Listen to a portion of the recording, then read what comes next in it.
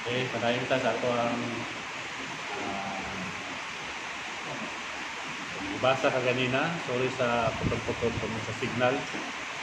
Alright, so balik ko na po no, ang atong tema karon, our advantage or disadvantage, our privilege. Our disadvantage, our privilege. Makita sa unang Pedro 4:12 hangtod sa 19. 1 Peter 4:12 to 19. Pasahon ako pagbalik. Mga minahal kong igsoon, ayaw kamo kay bulong sa mga mapait nga pagsulay nga inyong giantos. Ayaw kini isipa nga talagsaong butang nga nahitabo kaninyo. Paghilipay hinuon nga nakaambit kamo sa mga pag-antos ni Kristo aron magbalipayon kamo inig padayag sa iya nga sa iyang himaya. Bulahan kamo kon gipakaulawan kamo tungod sa inyong pagsunod kang Kristo Jesus. Kay kini nagpasabot lamang nga ang mahimayang espiritu, ang espiritu sa Dios ana kaninyo. Bersikulo 15. Kinahanglan nga walay usa kaninyo nga mag-antos tungod kay siya mamumuno o kawatan o malapason sa balaod o ilabtanon sa uban. Apan kung kamo mag-antos tungod kung kamo nag-antos tungod sa inyong pagkakristohanon, ayaw ninyo ikaulaw kini. Pasalamatin noon ninyo ang Dios nga kamo mga Kristohanon. Sa 17, ang panahon sa paghukom aniya na ug ang unang hukman mao ang mga katawhan sa Dios. Ug kung kita unang hukman, unsa kaha ang dangatan niya wala mo to sa maayong balita nga gikan sa Dios. Sumala sa gingon sa kasulatan, kung lisod maluwas ang taong matarong, usa pa kaha ang wala mo to sa Dios o mga makasasala. Usa kadtong mag-antos o nag-antos sumala sa kabuton sa Dios, kinahanglan magbuhat sa maayo o magtugyan sa iyang kaugalingon ngadto sa Dios, ngadto iyang magbubuhat nga matinumanon sa iyang sahad saan ang Dios mag hatag o dugang panggahom sa iyang mga pulong samtang atong iskot ang karon. So, Bisaya lang ta karon tungod kay Domingo sa buntag o atong mga kaigsunan sa BOJC family nagapaminaw ang uban na sa panimalay tungod sa walay undang na pag-ulan o ang uban na sa uban sa gawas. Salamat sa mga nagakaigsunan nga nasa gawas sa Pilipinas. Welcome sa ito ang tema ni mga buntag. Our disadvantage, our privilege. Okay. Nganong mag-isgot man ko o disadvantage tungod kay nini nga kalibutan, diri sa kalibutan atong kuyan dayag na lang na doon ay mga gitawag o mga discrimination o racist. Ang reason tungod kay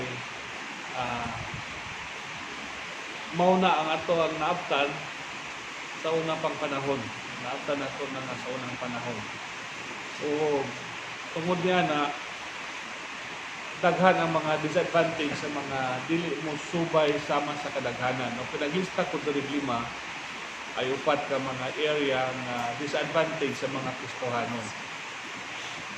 Sabot sa mga Kristohanon, nagasunod kang Hesus Kristo. Okay? Una nga mga disadvantage nato ng mga Kristohanon sa pagkatungod. Inood man ang atong konstitusyon sa Pilipinas, sa Artikulo 3, nag-isgot o human o Bill of Rights nga kung kinahanglan dili lapason tagusa doon ay kaugalingon nga katungod itong tagusa doon ay angay irespeto ang iyahang katungod. Pero sa mga Kristohanon, dili kay nato na ma-exercise nga katungod o exercise tungod kay lahi ang standard sa kalibutan ug lahi ang standard sa Diyos mo no Kristohanon nga pamaagi. Mag-isgot tag katungod sa una pa mang panahon, si Kristo namatay nga wala girespeto ang iyang katungod. Si Kristo namatay nga gitamakan ang iyang individual rights. A right to be heard, and a right to defend himself, and a right to live, and a right to speak. Nawala ang iyang katungod tungod kay suppress sa mga tao nga nagpalibot nga nisukwahi ang iyang sistema. Mao man pud ang mga sumusunod kang Kristo. Sabi, kung inyong tanawon, inyong basahon ang history sa mga apostoles, doon na lang usa ka tawo nga wala mamatay pinagi sa murder or killing. Kana si John the Beloved. As tradition says, namatay siya sa iyahang pagkatiguang. Pero ang tanan uban kanila, gisundan ang ilahang matag sa kagalingon o ang ilahang mga utag sa katungod giatakan o sila gipang daog-daog, gipang matay. So sa lang kakasalanan tungod kay sila nagaproklama na sila nagsunod kang Kristo o gitawag og Kristohanon. So they were killed, they were murdered, they were persecuted, in prison, and executed. Their rights were not observed. The individual being a right to defend were not observed, just like what Jesus had happened. Now, that is our disadvantage. Tungod duban mga nasod, dili na ma-exercise ang atong katungod. Meaning COVID-19 situation, kung gipaundang man ta sa pangagamahanan sa pagsimba o pagtigom, dili man sa pag-suppress atong right to worship. Gipastop muna ang ato ang panagtigom, ang rason tungod kay it's protecting the individual rights to live. So, dili siya suppression sa atong pagto. Unlike niya itong mga apostoles, ang ilahang mga kinabuhi, ang ilahang mga individual rights wala ma-observe. And they were persecuted, they were executed, murdered, butchered for one single offense. And that's because they were Christians. That's one thing. That is a disadvantage of a Christian people living in a Christian world. Gani, doon na pa yung mga taong makapatay sila Kristohanon, malipay sila o niya ang ilahang pamati, ang ilang pagtuo, nakahimos lang dako nga butang alang nato sa ilang Diyos. That is a disadvantage. Salamat sa Pilipinas, nga majority Kristohanon, di kay nato na masinati. Pero ubang mga nasod, matod pa, dili na ko mag-mention ng nasod, doon ay mga nasod na nasa Asia, na ma-average o 7 kasimbahan ang sunugod sa isa ka tuig. Ma-average o sobra 20 ka mga tao ang mamatay kada bulan for one single reason, and because they were Christians. Speaking of their rights to worship their own God, they were suppressed, they were persecuted, and executed. Another thing, atong ang hinumduman, ay disadvantage sa mga Kristohano, na sumala din sa nasulat sa Biblia. Ingon pa niya, atong mga gusto, kini atong mga individual na gusto sa kinabuhi. Gusto kong mudato, gusto ko aning, anong magbuot man sa ako maning kwarta, pinaghirapan ko to, bakit niyo ko pakialaman, dapat mind your own business. Alam niyo po, sa Christian, hindi yan ganun. Kasi we are guided with standard from the Bible, na kahit gustuhin man natin, we have to we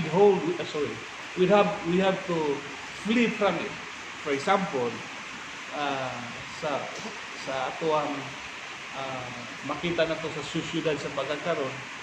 Of course, I will not mention several people and sets of government, but there are congregation, group of people na usahay nagpalit-palitan ng mga kanilang partner sa buhay-buhay. Kasi nga, because of their wants. Madalas madungog nato na mga prominent people, celebrities. Billions pa siguro ang ginagastos silang kaninyoon, but ang ilang mga wants wala na fulfill, and tawag na, nag-step up lang yapon kaya ang mga wants wala ma-fulfill. Sa Christian, definitely, kahit na personal mo yan, wala kang sinasagasaan ng mga tao. But simply the Bible says, kung kanang mga butanga imong ginahimo, bisag kaya nimong buhaton, pero dili angay sa mga Kristohanon, dili nimo na ang pagabuhaton. For example, sa unang Korinto Kapitulo 8, nag-discuss din si Apostol San Pablo, na ang tanang butang nga pasalamatan, o kauton sa Timoteo, nag-discuss ko din Kapitulo 3, ng tanang butang nga pasalamatan, dawaton na sa Ginoo, imong kaunon. Sa magbuot mo makaon ko ani, magbuot mo makaon ko ani. Pero yung ni Apostol San Pablo, diha sa bersikulo sa Kapitulo 8 sa Korinto, unang Korinto, o dito sa Timoteo 3, o bisan pa man ngadto sa Roma Kapitulo 14 siguro na, naging dito kung ang akong pagkaon man sa ingon makapasilo sa akong isip ka tao, dili lang na ako buhaton. Si Jesus nag-ingon nga kung ang tao siyang hinungdan nga maipirno sa katao, mas maayo pa nga putlo na iyahang mga mata para masulod siya sa iyang sa langit. Kaya naman, ingon pa niya, kung ikaw hinungdan nga maimpirno ang imo sa katao, mas maayo pa nga ihog ka sa dagat o bato-batuan. Doon pasabot na hitag kang bato, iunod ka sa dagat. Tungod kay dili maayo nga sa atong gihimo sa pag-exercise sa atong mga wants, atong mga gusto, doon ay matao ng mga masilo. Bisan pag tama ng mga butanga, pero tungod kay doon ay mga tao nga dili man mahimuot, dili lang nato angay nga buhaton. Diha limited ka diha nga bahin. Disadvantage ta diha nga bahin. Tungod kay we are not allowed being Christian to exercise our wants. We are governed with standards from the Bible, and that standard, if it offends others, and the reason ng mga tao dili na mga lagad sa Ginoo because you are doing some things, and then ingon pa niya gikinahanglan dili na taong bata. Na mo na ang ikaduha. Number 3 is sa society. Doon ako yung mga kailang mga HR, human resource, nagtrabaho sa human resource. Mag-apply kang trabaho, pag butang ni mo to Christian, doon na question mark silang nahon nga dili ka dawato. Ang rason tungod kay magdemand ka sa pagsimba sa Domingo o sa adlaw nga musimba ka sa imong Dios. So sa society, include ko na lang ang job. Doon ay mga tao nga o sa syudad sa pagkakaroon, dili ka dawaton nga nagtrabaho tungod kay Christian ka. Okay? Nag-demand ka sa imong rights. Especially kung naghimo ka sa mga butang na maayo, yung sila dili maayo, mabulabog ang ilahang ginahimo. So dili ka na lang para sundod. Kung nakasulod na manggaling ka, kunya consistent ka sa pagkamaayo, yung sulti di ka tinod, kaya Kristohanon lagi, dili mo sulting bakat, pagpangutana, mutugan yun. So initan kasi mo mga kauban, and that happens to me. I can relate that somehow because nagtrabaho ko sa gawas, I will not mention, but nagtrabaho ko sa gawas sa Pilipinas, and then I was thinking that I was doing a right thing, dili lagi ta na train og pagpamakat. So sa dihang ningon ang ako ang direct supervisor, maghimo kag inventory dong sa aning mga unit. So short in the story, naghimo kag inventory, and he loved it. But the thing is, pag-submit dito sa taas-taasan, ipalitan niya akong report of yung pangalan. So the great credit was for him. Okay, the credit was for him. It was not mine. He was so happy, and he told me that the boss is very happy of what you are doing. So can you do it in other units? So I did it. I mean, I'm not saying I'm good, but I am saying is we are not trained to tell lies. So that is eventually tungod kay some of them, I will not say nga siya mismo, but some of them tungod sa reports naghimo nga wala lagi pamakat, ang ilahang mga dili maayo nga gimbuluhaton nabulabog. And so tao lang tag ipakita ko maagi, then eventually you kick out. That's the real story.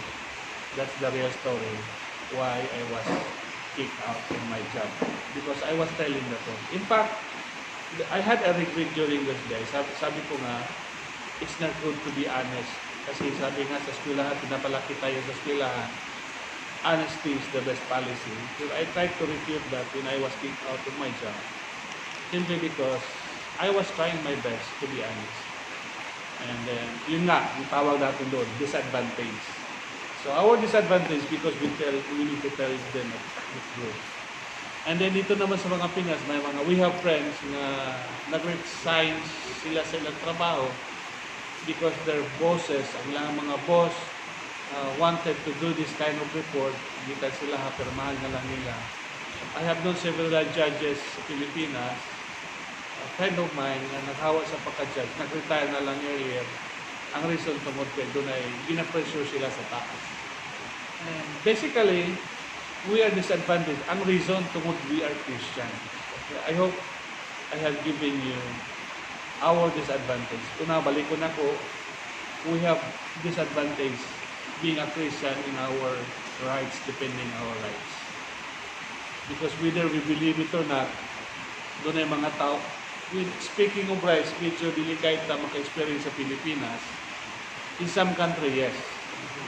Because there are countries na to pray in the public, you are prohibited to pray in the public. You are prohibited to tell about your faith in public. I wonder why that if they were talk about prostitutions, abortions, they will talk about killing, they will talk about witchcraft practices. They were not prohibited and they laugh of doing it. But when you talk and when you pray about your faith, you talk about your faith, you are sanctioned for the government. You will be imprisoned. I wonder why. Maybe that is because that imo niya gingon sa Biblia gatong gibasa ka ganina. Doon na mga tao nga diligid ka na. We call that the world looks for. Atong akong iskutan ka ganina because the world wanted to exercise their rights. The world or the people wanted to exercise their wants. Huwag nyo kaming ipakialaman. Bakit nyo kami i-quarantine na you're suppressing our individual rights? No. But the world looks for their individual wants. The world looks for the society, competes to the people whom they have.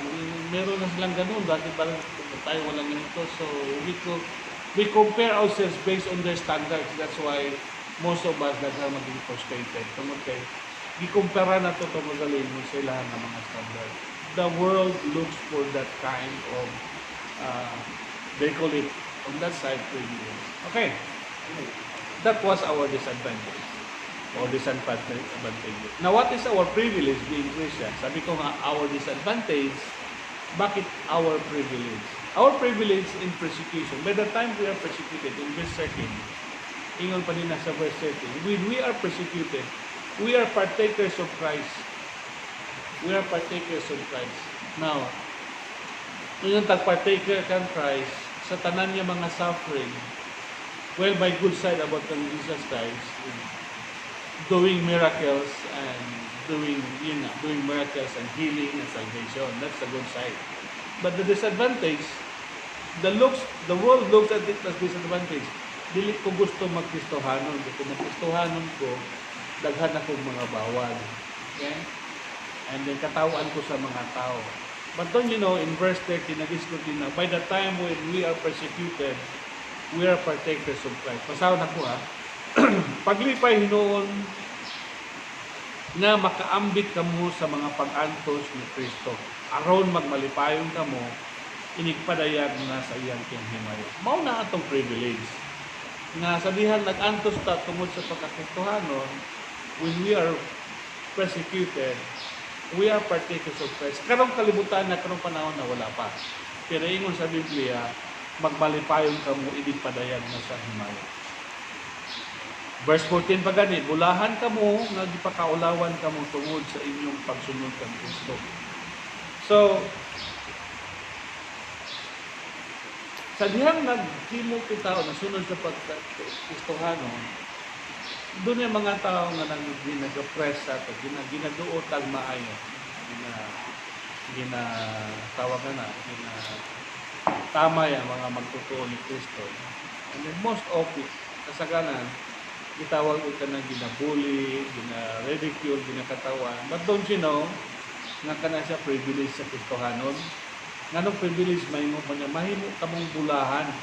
In what way mahimutang blessed? When we say, when we are blessed by God, all the favor of God is in us. Doon na ang pabor sa Diyos yung ka nato. Kung ang Diyos na ang pabor ka nato, ingon pa sa Bible, if God is with us, then who can be against us? Sana ang atong competition dili on matter of material things. Ang atong competition on how the Lord is blessing us, how the Lord delight us, how the Lord delighted from us. So when we are pressed by other people, in sa Biblia, you are blessed. Ipadalanginan ka mo sa Ginoo. Again, ang blessing sa Ginoo wala na guys. Kung panalangin na sila, ganun ang pobre pa mangyapon. Because the word looks at it, nga, ang panalangin sa Ginoo, nagisgot lang sa material mga butang. To tell you honestly, my friends, nga ang material nga mga butang, dili na siya sukdanan sa panalangin sa Ginoo. Sa Proverbio 10:22 nagisgot dito, ang panalangin sa Dios naghatag og walay halo kini nga kasubanan. Walay hayo. The blessing of God, He will not add sorrows to it. So kung doon na kay mga panalangin, quote unquote, material nga mga butang pero nagsubok yapon nimo kasing-kasing na ang kabalaka dili na may blessing sa Ginoo. Mao na material things nga ginatan-aw sa tanang mga tao. But the blessings of the Lord, number one mga igsoon, ang kalinaw sa inyong kinabuhi. Butang ko basta when we say the Lord blessing us, ang maayong panglawas, ang kalinaw sa inyong kinabuhi, ang kalipay nga nasa sulod nimo. Mao na blessing sa Ginoo nga dili na to makumpara. Bakit? Yes, malipay man ta kung daghan ta kwarta, pero at the same time mabalaka ta kay basig matulis ta. Mao na siya ang delikado. Mao na nga magpalit na ta, batasan atong pader sa balay, buhatan ng mga alarm system, alarm system, nagutang pagitag security guard, napagi mga iro, napay mga CCTV. Kaya nga naman, hadlok ta nga mahibabtan ang atong mahalon nga mga butang. Ang relo, tag milyon, ang pintas, tag milyon. Naa ang kabalaka. But you know what? Ang blessing sa Ginoo, walay halo nga. Gusto na ko basahon na pagbalik. Para yun yung nagatik. Basta nag-isgot na ko. Natik-atik na ko. Proverbs 10:22. It is the blessing of the Lord that makes rich, and He adds no sorrows to it. So, panalangin sa Ginoo naghahimo sa tao sa kaadunahan. So, i-blessing na to sa Ginoo.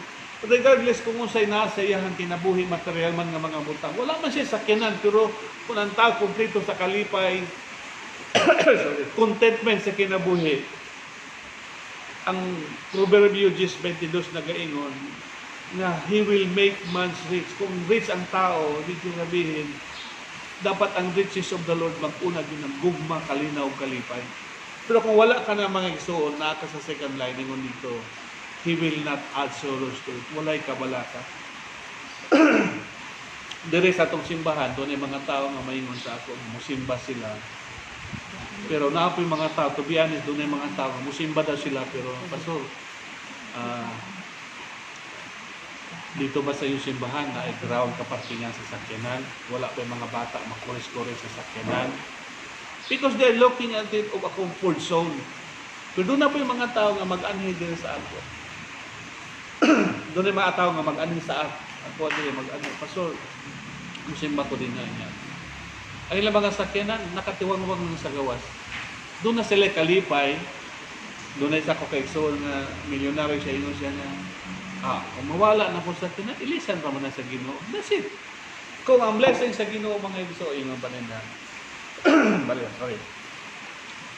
So, when we are pressed by the world, when we are pressed by the people around us, bullied, ridiculed by people around us, it is a blessing on us. That is our privilege. Namot kay ang Ginoo maghatag na nimo kalipay. Contentment, number one. Ang masakit sa igsoon sa mga tao pag walay contentment. Pag walay contentment ang tao, bisag naa pa ka, magsigi ka pag ginabuhi, puno ka sa kabalaka, puno ka sa worries, puno ka sa mga stress. Tungod kay you wanted to compete other people who have material things. But to tell you honestly, pag abot na nimo sa mga material things, Pag-abot na nimo sa mga material things, the Lord, dili ka makontento, then you want more another thing. You want more another. Pag nanakay balay, gusto ko kang naing another balay.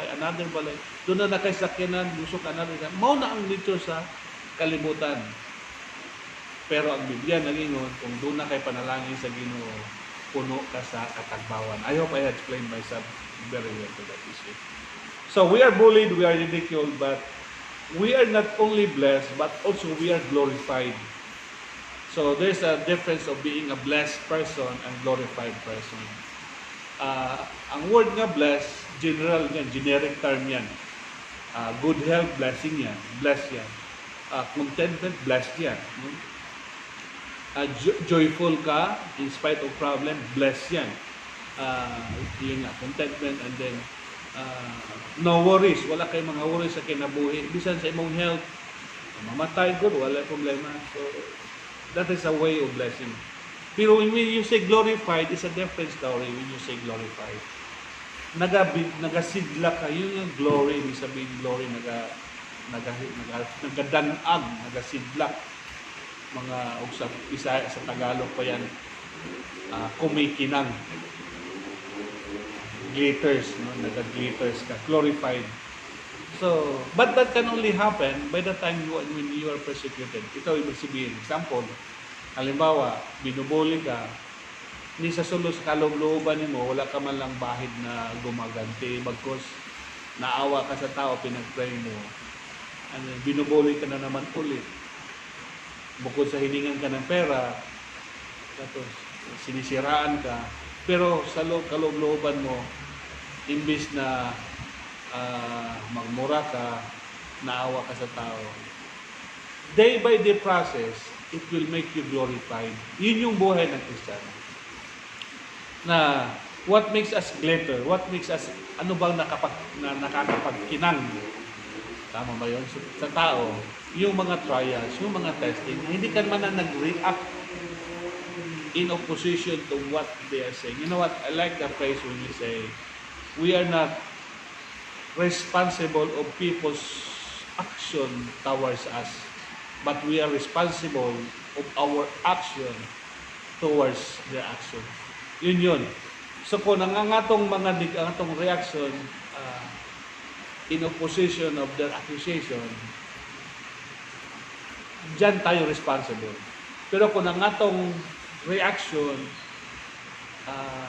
humiliation, at the same time, yun nga, mercy, nagluloy ka sa bang mga tao, imbis na masuko ka, pinag-pray mo, binigyan mo pa ng pera. At all cost and no expecting any return, yun nag-glitter ka. Day by day process ha. Sabi pa nga, we are glorified day by day. Ibig sabihin yung daily process na yan, that makes us glitter. Ito yung sinasabi sa Biblia. Basta na po balik ha. Verse 14, 1 Peter 4:14. Bulahan, kamukon, ipakaulawan, kamu tungod sa inyong pagsunod kang Kristo. Kay kini, nagpasabot lamang nga, ang mahimayaong Espiritu. Ito yung the glorified Spirit. The Spirit of God is in you. Anak kanina. So what makes us glorified? What makes us glitters? Yung mga day by day trials. Pero kung ang reaction mo negatibo din, on the process ka pa sa pagka-glitter. Pero kung, yun nga, ulitin ko na imbis na magalit ka, naawa ka, you are glorified. So, that is a privilege being Christian. Because when we are tried, when we are tested, we glittered. Sabi pa nga, stone sharpens stone. Ano ba nakapag-sharp o nakapagtalas ng sa mga sundang o sa mga di ba, stone din. So, sa mga pagsulay, diyata nag-glitter. So, kung walay mga pagsulay, o sa unang panahon pa, kung wala daw kay pagsulay, basin ikaw mo'y manunulay. So, panuway kang bato. Sa una na. Pero tinood na, no? If you are not tested, if you are not pressured, if you are not being persecuted, maybe you are a persecutor, or maybe you are the one who did the other one. So, yun. That is an advantage or privilege sa ato ng mga Kristohanon. The more we are bullied, ridiculed, we are glorified. Also, deprived of what we have. Sa kalibutan, we are deprived. Sa totoo lang, kung ang tao gusto siya magdato, kasi ang pagdato o pagiging mayaman is a decision making yan. Tama yon na you are what you are 10 years from now because of your decision of today. Tama yon. So, pwede tayong magiging magkaroon ng mga material na mga bagay kung umpisahan natin ngayon. Sabi pa nga sa one of the Chinese proverbs, a journey of 1,000 miles starts from the one step. So, kung umpisahan mo ngayon, pwede kang maging mayaman. Yun nga lang, marami kang pwedeng masasagasaan. But being Christian, hindi tayo para doon. We are deprived of many things. Halimbawa, although in context sa Pilipinas, I hope you will not misquote me. In context sa Pilipinas, pag sinasabing Kristiyano, bawal manigarilyo, bawal mag-inom ng mga alak. Tapos, pag mag-inom ng alak, hindi yan Kristiyano. Kasi yun ang context natin. Kung ikaw naman nagtindahan, pag benta ka ng mga sigarilyo, kaya inumin, alak, sa mata ng mga Christian in name, pangit yan kasi ang tawag sa mga backslider o kaya carnal. Ewan ko yun ang context natin.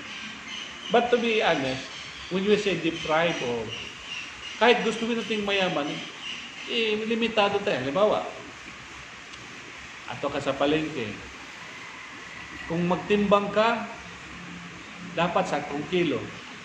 Pero ang mga tao, kung gusto ka magyaman, everybody is doing it. 800 grams lang na siya tanan ang ilahang timbangan. Ikaw di man pwede. Dapat 1 kilo lang. Ang ilang presyo, payon nga, 110 din ako ang pirit. 100 lang na madam. Ayun, 100 na kapital, G's na ako. Namakak man sila, pero sa imo di pwede. 100 na, amanin po ka nga, 100 ako kapital, pero kapital ito is 70 ragod. Umin kag 100 naman ako kapital, namakak na kadaan. So, na-deprive ka sa sistema the way the world is doing. And so on and so forth. Hangyo na imong tinda, di ba ka pwede nga, ay, ako kapital, sa gatos lang yun. Mo nagisulti sa kalibutan. Pero ikaw, okay, balo kasi tinta rin yun. Minang ka, sige, sa gatos na lang. Napapabitaw kayo lang. So, deprive ka diyang bahina. Ganon din man.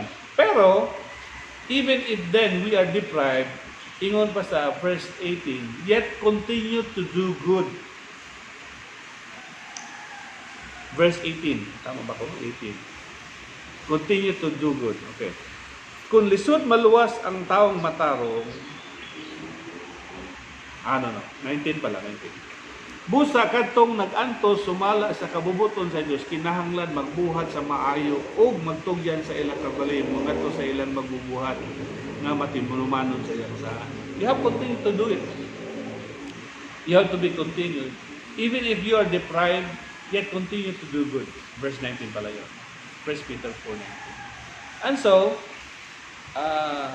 our privilege being Christian, deprived but we are expected being Christian to do good. Kasi nga, padulong na ta sa ato ang ikatulong na punto na ang judgment magasugod sa verse 17, ino pa niya, ang panahon sa paghukom aniya na, ug ang unang hukman mao ang katawhan sa Dios. O kung kita unang hukman, unsa kaha ang dangatan niya itong mga tao sa maayong nga wala mo tuo sa maayong balita gikan sa Dios. The judgment starts from us, Christians. And if the judgment starts from us, what shall be the envy to them that obey not the gospel of God? So, ibig sabihin, kung ang tao, ang judgment magsugod sa mga Kristohanon, halimbawa, if everybody is doing such thing, Alam ng mundo, alam ng sa tibuok kalibutan, na naay nagmatino nga tao. Naay matino nga tao. Ikaw yun. Okay? And ang indicator sa isa ka butang, nga kung doon ay maayo nga matang nga butang, hukuman ang maayo nga tao, kung ikaw guilty man sa nga dili maayo, unsa pa kay dangatan ang mga tao nga itong mga tao nga wala mo sunod sa Ginoo. For example, sa panahon ni Lot o ni Abraham, ingon sa Dios ngadto kang Abraham, sunugon nako ang Gomora. Sodoma o Gomora. Niya ingon ni Abraham. Naman si Lot dito sa Sodoma. Okay? Iyang pagumangko. Ingon niya nga, kung naa kay 50 ka mga tao dito nga maayo, imo pa diya pong sunugon, ingon ang Dios kang Abraham nga, alang og tungod sa 50 ka mga tarong nga tao, dili na ko sunugon ang Sodoma. Sa unahuna ni Abraham, murag digid ka buto 50. Pasaylo ako na lang yung terma, kung panalintang na ni 40, ingon ang Dios. Alang tungod sa 40 nga mga tao nga tarong, dili na ko sunugon sa Sodoma. Nagbargain pag si Abraham, about 30, 20. Napulo Ginoo. Adi na ko sunugon ang Sodoma tungod sa napulo nga matarong. So ang indicator di ay sa usa ka lugar, taong matarong. Namina mo sa ako. Zeus, Neil, Hildon, Annabel. Yes. Amen. Ang indicator di sa usa ka lugar, ang taong matarong. I will not burn the Sodom because of the 10 people. Pero wala mang gitarong dito. Wa man gid kabot og napulo. Ningon na lang ang si Abraham, na ako'y pag-umangko dito, Lord. Ako na lang ng term, NIV, New Inverted Version. Joke lang. Ingon ang ginawa, sige. At tuwa si Abraham, patuan na ko si Lot. Gito ang duha ka anghel. Hawa mo din sunugon ng Sodoma. So na-save si Lot, apel ang tato niya ng asawa ko, kaya yung instruction mag-usang ngayon, daga ninyo, ay nagmuglingi. So na-save si Lot, nabili niya ng asawa, kaya nahimo man siya asin, haligi ng asin, and then ang iyang duha ka anak. So upat tagin sila. So ang indication di ay, kung ang judgment magsugod sa mga taong matarong, kung sa'yo pa kay dangatan kung if we will dance the way of the same tune. So, ang Kristohanon, ang judgment magsugod sa Kristohanon, ang indication sa usa ka lugar, nga taong mga magtuto. So kitang mga pastors, pag uyon-uyon ra po sa gisulti sa kalibutan, the same-sex marriage, okay na. Kung sa pa mahiskutan sa Biblia, yung Biblia, babae, lalaki na dapat minyoon. Paano yung same-sex marriage? Dili man na pwede sa Biblia. Kasi lo ako ninyo, pero mao ginitino sa Biblia. Kung ang mga pastor, maguyon-uyon ra po, sa giingon sa kalibutan, na tungod lagi kay ilan ng right, yung liberal na, right to express themselves, mag-uban sila, tama mo kasi ang kagalingon. Pero ang Biblia doon ay kagalingon standard. Basahan niyo sa Roma Kapitulo 1, mao na resulta sa mga tao gahigulo, kalos, sin of a reprobate mind. Dili pabadlong mga tao tungod kay gigaman ng kagalingon nga garmo. We are obedience of the gospel of God. If the judgment starts from the Christians, what shall be the envy to them that obey not the gospel? Katong mga tao nga mosunod sa sulti sa Dios, unsa nila ang nangatan? Unsa pa ka ng mga pastor, naguyon-uyo na ta sa ilahang mga ginibuhatan. Hello mga pastors, atong tandaan na, isulti na to ang kamatuoran sa Biblia. Naraalala nyo minsan, sa Kapitulo 16 sa Lucas, ingon si katong dato nga namatay. Kung mao na amahan nga Abraham, wala ito istorya, kaya di man makato sila sa Romang tudlog sa iyang tudlo para ipatulo sa dato. Basahan lang yung Lucas 16. Kung mao na Abraham, amahan nga Abraham, patuan na sila sa rutos kalibutan, kaya doon na pa kuy 5 ka mga igsuon dito. Sulti sila nga dili maayo kung kahimtan. Ingon ni Abraham, anak, atuan na dito si Moises. Atuan na dito ang mga propeta. Okay, kinsa man to nag-signifies. Si Moises, if there is other word that compared or can be parallel to the name Moses, that is the word pastor. Anaan na nino ang mga balaod ni Moises. Binana ang kasulatan na ang Biblia. the 66 books is already given. Kung di sila motuo sa kang Moises o sa kang Elijah o propeta, propeta is the office of the pastors. Kasi ang word na prophet, foretelling. Pagsulti sa umaabot o ang pagsulti sa pagpadasig, yun ang prophet. Mga pastors, we are prophet in the later generations. And we are bringing the Mosaic law or the Bible to the people. If these people will not believe, God forbid, kitang ng mga pastor, dili ang tapod, magahimo sa uban nga. Ato na lang silang pondanayan. Matthew sa Capitulo 7, 22, ato sa 23. Daghan niya, maabot ka nung panahon, ang daghan maging ka na ako. Ginoo, nagahimo man mis mga butang, apan dili makasulod siya sa langit. Kabalo mo kung isa itong mga tawhana, ingon lang, naghimo man min mga milagro. Sa imong ngalan, nagpagawas kaming mga yawa. Kisa may naghimo, membro, pastor. Di ba, pastor, daghan may ginahingila na to. Ako din na ako maihap na akong ginakast out. Ginoo sa imong ngalan, nagasulti na yung yes, doon na yung mga milagro. Kisa may naghimo, di ba, mga pastor? Ang ending sa Israel, sa verse 20, ingon na pahawa ka mo ng mamumuhat o dautan. Ang makasulod lang na itong nag-obey sa Ginoo. So kung kita dili mga mag-obey, musulti sa tinuod sa mga tao sa ilang hiwi nga binuhatan, ang awa mo subay sa Biblia, naata sa Matthew 7, 22 o 23, mamumuhat og dautan. Wala na itong gisulti ang kamaturan sa Biblia. So, I hope I have given you on that area that the judgment must start from the Christians. Kung ang tao o ang paghukom, ang indikasyon sa usa ka lugar, magsugod sa mga Kristohanon, unsa may padulngan sa mga dili man tutuo. So kitang naa sa simbahan, kitang mga membro sa BOJC, o dire sa Foursquare, dapat batunan nato ang tinuod nga pagka-Kristohanon. Dili lang sa makita kada Domingo. Dili lang sa panahon sa prayer meeting na ata. Kundi sa atong paggawi nasa sulod nato. Makita na sa dihan atong ipasunday sa tao. Mao na akong conclusion karon. Matthew 5, 16 nagisgot dito. Matthew 5:16. Ingon pa niya sa Bisaya, sa samang paagi ipadanab ang inyong kahayag at ubangan sa mga tao ron makita nila ang inyong maayong buhay. Ug daygon nila ang inyong amahan nga ato sa langit. Basahan ako pagbalik ha.